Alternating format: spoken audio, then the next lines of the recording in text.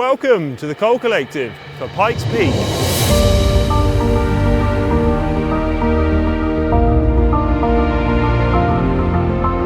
I knew that Pikes Peak didn't mess around just from doing my early research.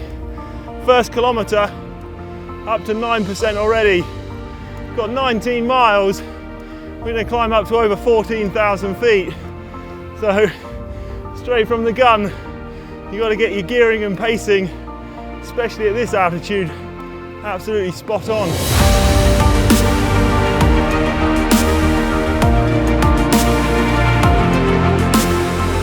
think we got a perfect morning for it so far. We're actually on the mountain before everyone else. I want to say thanks to Pikes Peak Highway for giving us a little special Coal Collective treatment, allowing us to capture this early part just as the sun's come up.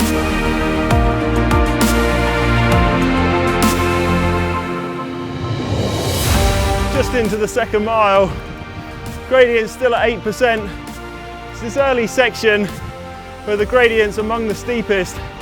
Average for the climb is supposed to be 6.5, but I wouldn't worry too much about that. Anything around here, and especially Pikes Peak, it's all about the altitude. So we're already at well over 2,500 meters, so at over 8,000 foot. We've just started.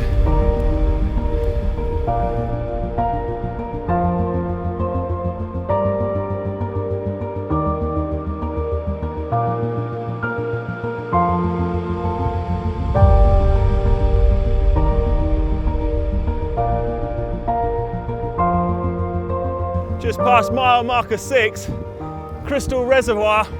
So far we've had signs for Bigfoot, but a reminder that we're a mile in elevation still to go to the summit of Pikes Peak. And then we've got all these views as well. Almost feels like a Disneyland, Colorado.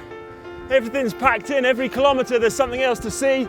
Look over to the left, got these jagged pinky orange mountains. Yeah, it really is. It's quite nice because it keeps you occupied. Stops you thinking about, the pain you might be feeling, actually enjoying it for all the spectacular sights that you're going to see. Look at that. There's the bad boy, staring us straight in the face. There's no hiding. That's where we're heading.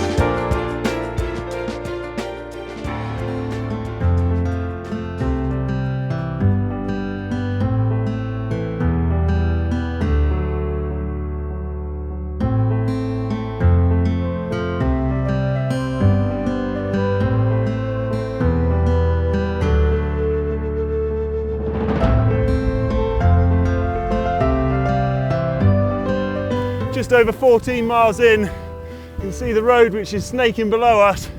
The gradient's deceptively tough, up to 9 and 10, and it holds that form for quite a long time. With the wind and the lack of oxygen, it feels a lot harder. Keep looking down at the Garmin and thinking, it's got to be 14–15%, but it's not.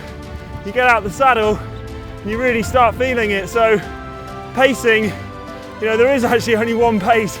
It's just get up the mountain.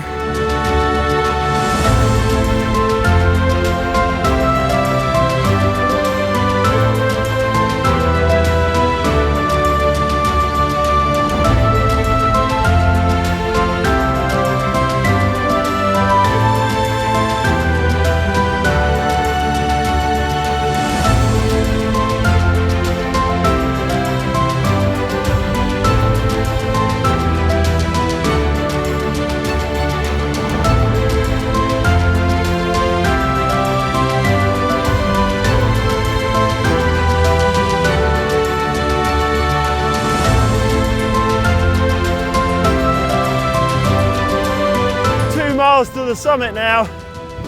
We've just clicked over 4,000 meters altitude, so we're in the cyclist's equivalent of the death zone.